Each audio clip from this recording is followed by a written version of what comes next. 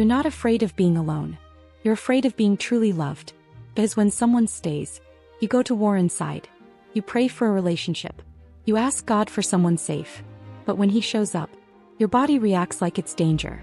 Your heart races. Your mind creates scenarios. You look for signs of abandonment. Even when no one is leaving. You say you want healthy love. But stability feels suspicious. Too much calm makes you restless. Too much silence feels unsafe. So you test. You provoke. You pull away first. Just so you won't be the one left. And deep down, you know, this didn't start now. But where did you learn that love is a threat? You think it's overreacting. That it's drama. That you're too sensitive. That you complicate everything. That no one feels like this. That the problem is you. But it isn't. It isn't weakness. This has a name. Abandonment complex. An old emotional imprint. Formed when you were still small. When you needed steady love. And received instability. Presence that disappeared. Affection that changed moods. Carl Jung called it the shadow.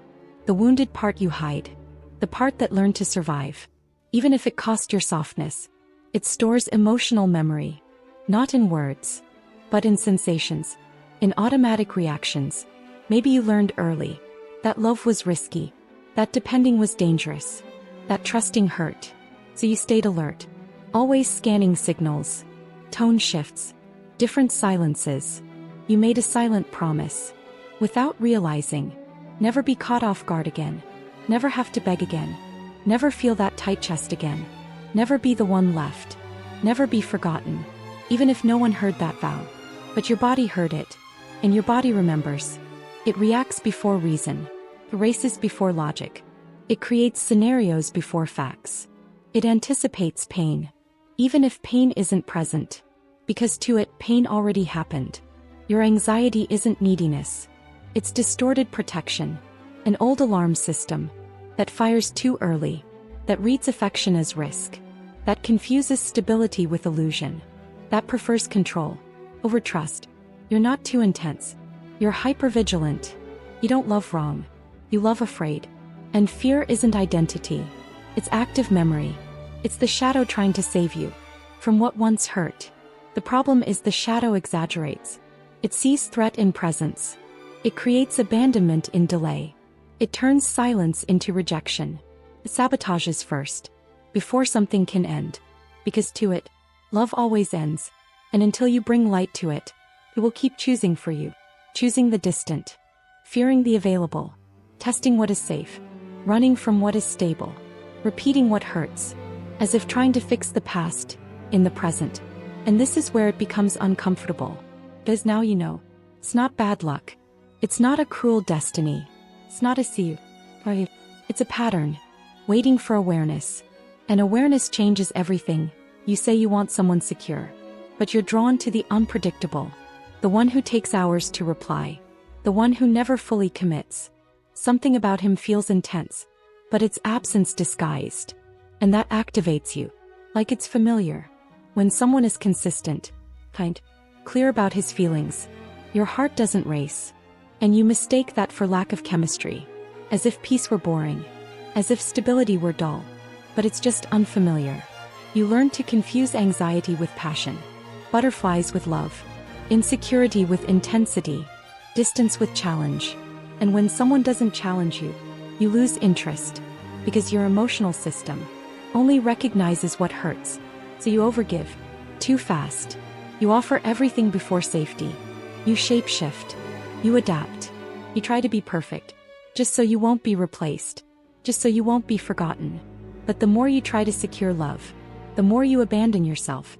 You silence your needs. Swallow discomfort. Pretend everything's fine. Just to keep someone close. And deep down, you know you're alone there too. You choose what confirms the wound. Not what heals it. Because the unconscious seeks familiarity. Even if it's pain. It's like replaying the old scene. But hoping to win this time. To be chosen this time. To not be left this time. Yet it almost always ends the same. You invest more. Wait longer. Tolerate more. Until he pulls away. Or you explode. Or you simply shut down. And swear never again. But time passes. And the cycle restarts. Different faces. Same feeling. Same anxiety. Same expectation. Same hidden fear. Like something is pulling you. This isn't bad luck. It's unconscious repetition.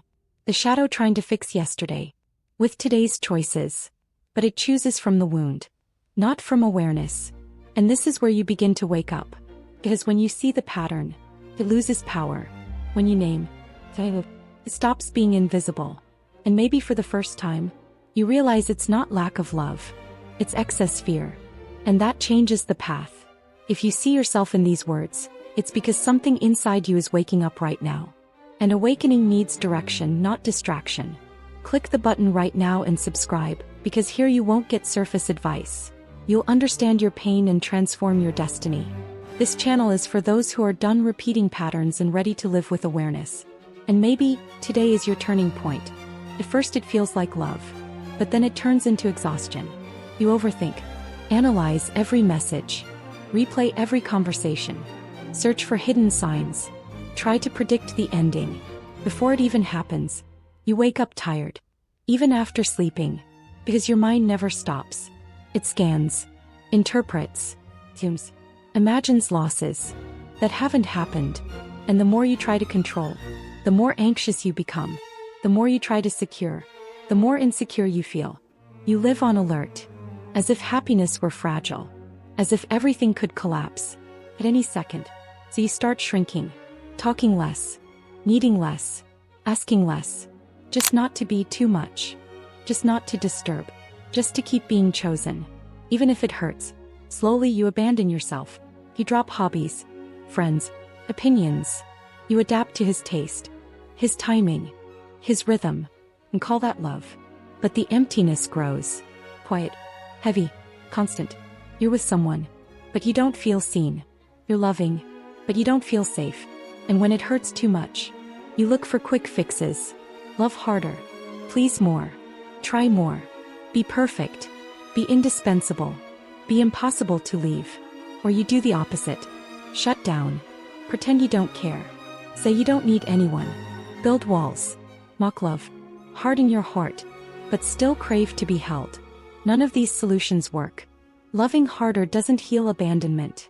Pleasing doesn't create safety. Shutting down doesn't erase desire. Control doesn't build intimacy. Perfection doesn't guarantee staying. Running doesn't solve fear. It only hides it. This is where it hurts. But becomes clear. You realize something. The problem isn't loving. It's loving from fear. It's not wanting someone. Abandoning yourself. And as long as that continues, so will the cycle. Healing doesn't begin by finding someone better. It begins by finding yourself. It's not about erasing anxiety. It's about understanding it. It's not your enemy. It's a signal. An old request. For emotional safety. First action. Slow the bond. Don't give everything in the first connection. Don't promise a future on the second date. Don't imagine marriage by day 3. Breathe before merging. Observe before trusting. Feel before giving. Healthy love grows slowly. Your nervous system needs time. Time to see consistency. Time to test stability. Time to learn that calm isn't abandonment. When you slow down, your body learns something new. That presence can be safe. Without emotional chaos. Second action. Stay anchored in yourself. Don't abandon your routine. Don't abandon your friends. Don't abandon your boundaries. Something bothers you, speak. Something hurts, name it. Something is missing, ask. Without fear of being too much. Because whoever thinks you're too much is not your safe place. Whoever is threatened by your truth is not your destiny. Real love doesn't require shrinking. Doesn't require performing. Doesn't demand identity sacrifice. It supports who you are. This sounds simple. But to your shadow it's radical. It wants to rush. Or run. Or test. Or please. But you choose to stay. Stay conscious. You begin noticing triggers. The delayed text. The tone shift. The unexpected silence. Before you reacted. Now you breathe. Before you accused. Now you ask. That is emotional maturity. Not coldness. It's presence. It's active awareness. It's choosing not to act from the wound, but from present truth. It's allowing love to prove itself, without writing the ending early. You don't eliminate fear. You hold it, and tell it, I'm in control now. The wounded child no longer decides. The conscious woman does. With calm. With steadiness. Slowly. Something shifts. Anxiety softens. Your heart steadies. You begin tasting peace. Not perfect peace, but possible peace. And that makes space for something greater. Maybe your anxiety isn't only psychological. Maybe it's spiritual too. Not as punishment, but as invitation. An invitation to return. Return inward. Return to God. Return to your center. You search for safety in people.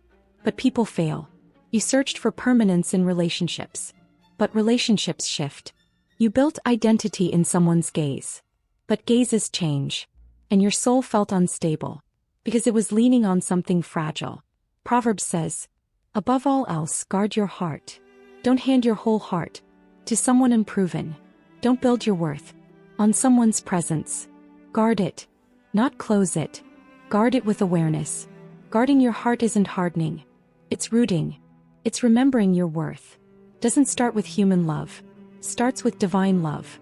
Before anyone chose you, God already had. Before anyone stayed, He already was.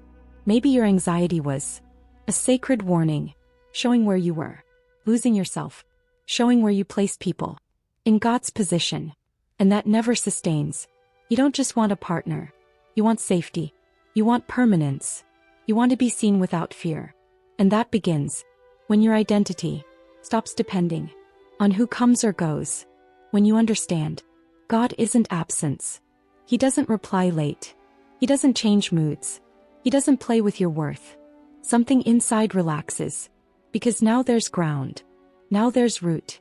Faith doesn't erase anxiety like magic, but it repositions you. It moves you from scarcity into trust. It doesn't say, you'll never fear again.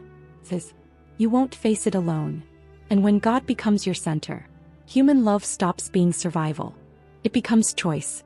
It becomes partnership. It becomes building. Not desperation. Not escape.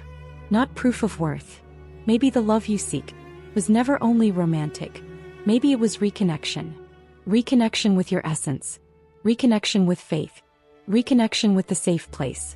That was never a person, but a constant presence. And when you realize this, fear loses authority. Anxiety loses its throne. Love stops being a threat. Because no, you don't love to survive.